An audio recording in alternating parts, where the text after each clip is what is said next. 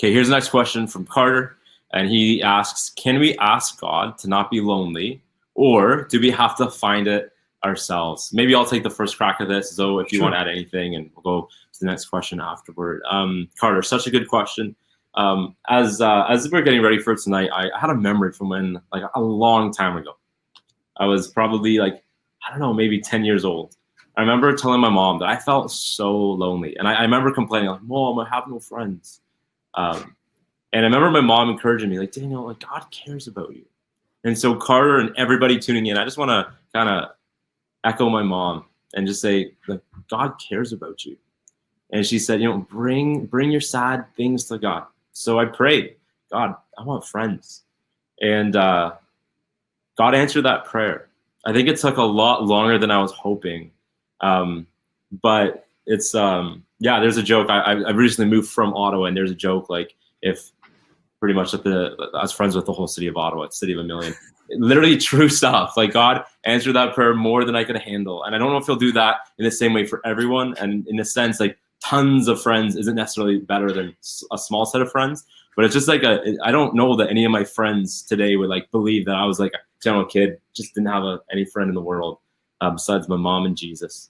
A good combo. But still, definitely pray and ask God. And again, sometimes it takes a while. And I honestly think that that's not a bad thing, that in that time before God answered that prayer, when I was fairly lonely, it actually became a very precious time in my relationship with God as a 10, 11, 12-year-old. Because I was going to God and saying, God, like, I want to go hang with people. I don't got people. And so I would honestly just bring up my Bible and I'd spend time in the Bible. And it's the time I even miss today. And so I don't want you to miss the moment that some of you might be in right now, where it's actually an opportunity to really like have some solid quality one-on-one time with God in a way that as life picks up and you start having your life more crowded with amazing friends, that you might actually miss that time. Don't miss the moment. But your question was, should we pray or do we find it ourselves? And I really think that as we read through the Bible, you'll notice that God calls us always on all things to be able to pray about it and look to see if there's action we can take. That we pray and we see what we can do.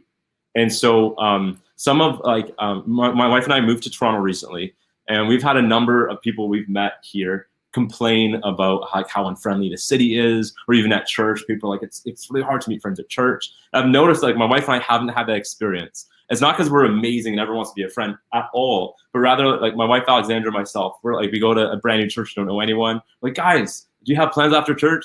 This is back when we used to meet in person, guys, if you can remember. And so we'd be like, yo, like, come to our house, like, come out to our house after lunch. After church, let's host you. We're like, guys, let's go grab bubble tea or whatever it was. And like, just by like inviting people into our lives, guys, sometimes people say no, and it is embarrassing and it hurts. But like, they already weren't hanging out with me. So if they say no, like, they're still not hanging out with me. I didn't really lose anything besides my dignity. No, I didn't lose anything. And so I just want to encourage you that if you want to have more friends, to continue to, it's vulnerable, open up yourself and invite people in, ask people, pursue. People today seem to be really bad at reaching out. And so you'll probably find that you're always the one reaching out, but be that person that reaches out, that decides to be a friend.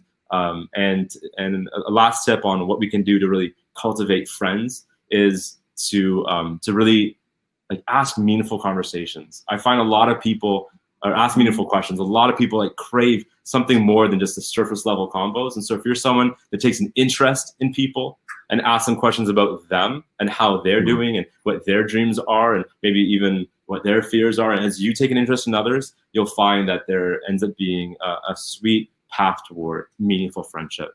But let's go to the next question.